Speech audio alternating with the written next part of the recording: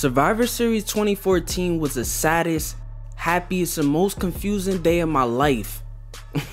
Team Cena vs. The Authority always brings back so many memories.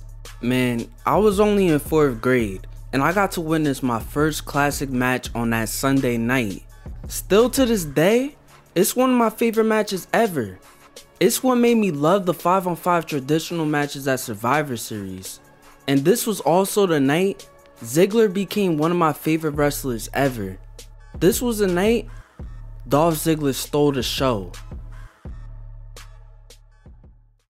Honestly, it wasn't always like this for Ziggler's career.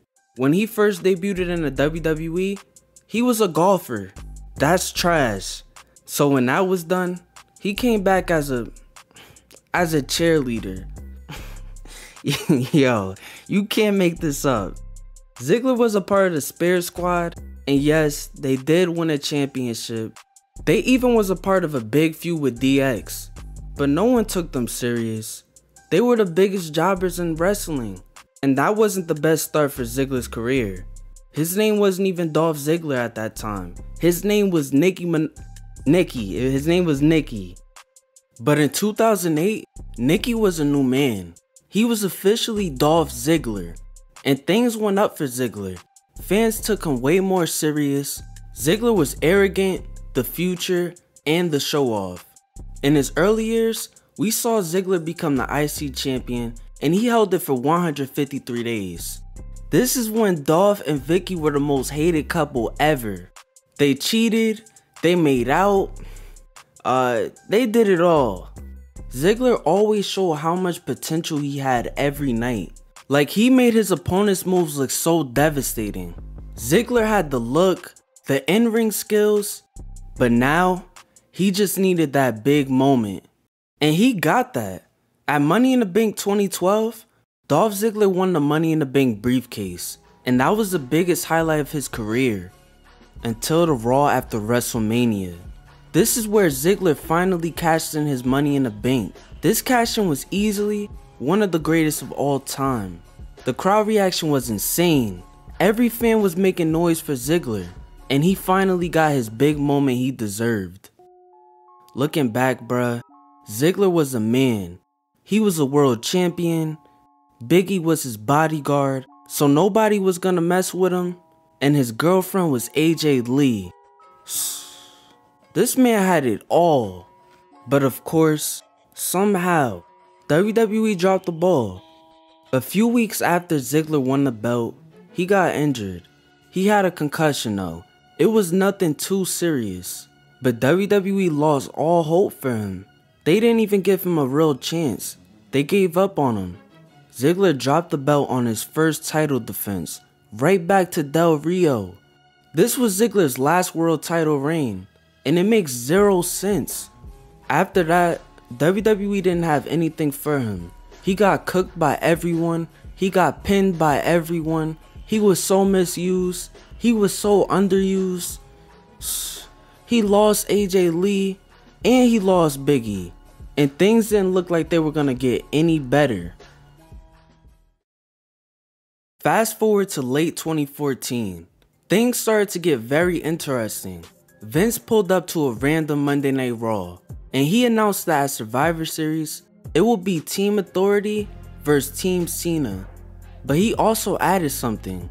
If the Authority loses, they will lose all their power. And that made everything way more interesting. Mind you, this is when the Authority was ruining everything. So we was all tired of them. Bro, I wanted them gone. But the Authority wasn't just gonna let that happen. They tried to recruit everyone. We started seeing wrestlers choose their sides. Mark Henry sided with the Authority. Luke Harper did the same thing too. R.P. Brody. About a week later though, Luke ended up taking Ziggler's IC championship. Man, the Authority was making a lot of noise. Then on the last Raw before Survivor Series, we finally saw both teams in the ring together, and they brawled with the quickness. Everyone wanted smoke, and this is what Survivor Series was all about. And then on the last SmackDown before Survivor Series, Triple H told Team Cena they will all be fired if they lose. Now it was on. Loser loses everything. And I'm not gonna lie, Lil Me was scared as hell. John Cena was my GOAT. Bro, I was a part of C Nation. I didn't want him to get fired. Now we're at the night of Survivor Series 2014.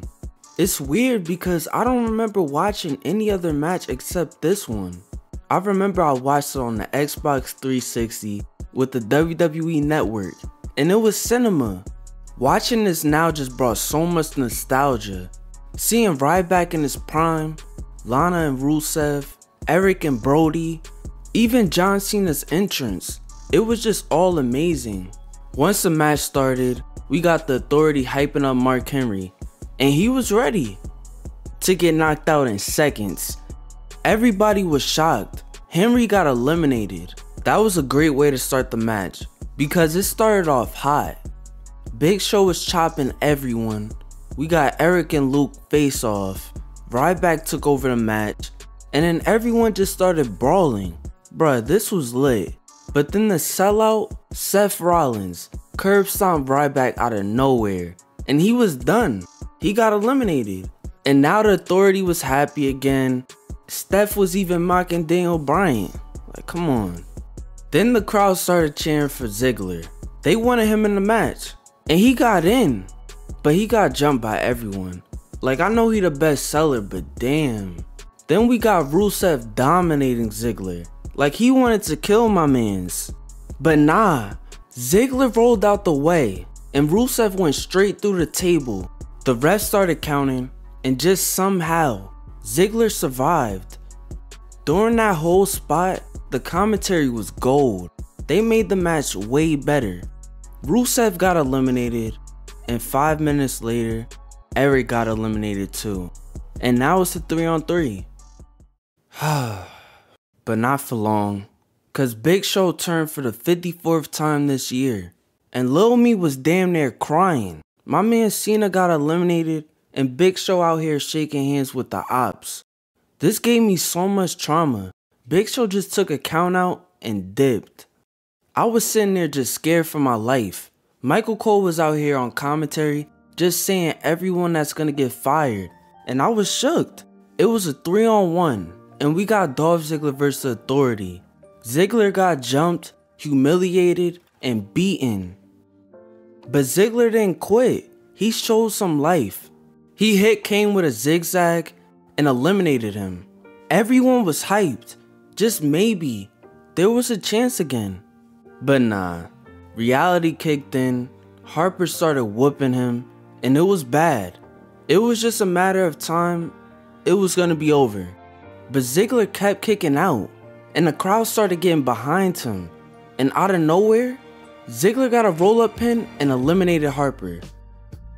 Now it was a 1-on-1. I couldn't believe it. I wasn't even supposed to be up, and I'm losing it. Ziggler was giving us the performance of a lifetime. He was like Super Cena. Nah. He was like Taker at WrestleMania. Nah, he was a tribal chief this night. Ziggler and Rollins was cooking. Two of the best performers in their prime, going back and forth. But of course, J&J security got involved. But Ziggler took them out. Then he hit Rollins with a zigzag, and it was definitely over. But nah, Triple H took out the ref, and he beat him up for no reason. Then somehow, J&J got involved again, and Ziggler took care of them again. And he hit Rollins with the zigzag one more time, but there wasn't a referee. Then a new one pulled up. 1, 2, Triple H. He started beating on another referee, and now he started beating on Ziggler. He hit him with a pedigree, and then he got a new ref. I was hurt. The Authority was gonna steal another moment. But Sting pulled up, and the crowd went crazy. I'm not gonna lie, I didn't even know who he was at this time, but hey, he started beating up Triple H, and then he helped Ziggler get the pin. The ref came back to life, and Ziggler won the match. Man, I was the happiest kid in the world. Ziggler came back 3-1. This was before LeBron did it. This was the night Ziggler became one of my favorites forever. This was the night Ziggler stole the show. After that legendary performance, you would think Ziggler would get a big push. The fans were behind him, and he had a performance of a lifetime. But nah, that didn't matter. He was still misused and super underrated. 2 years later, he would have a great rivalry with The Miz in 2016. That was one of the best rivalries that year, easily one of my favorites of all time. They made the IC title feel prestigious at that time. But anyways, shout out to Ziggler. I wish him the best in TNA.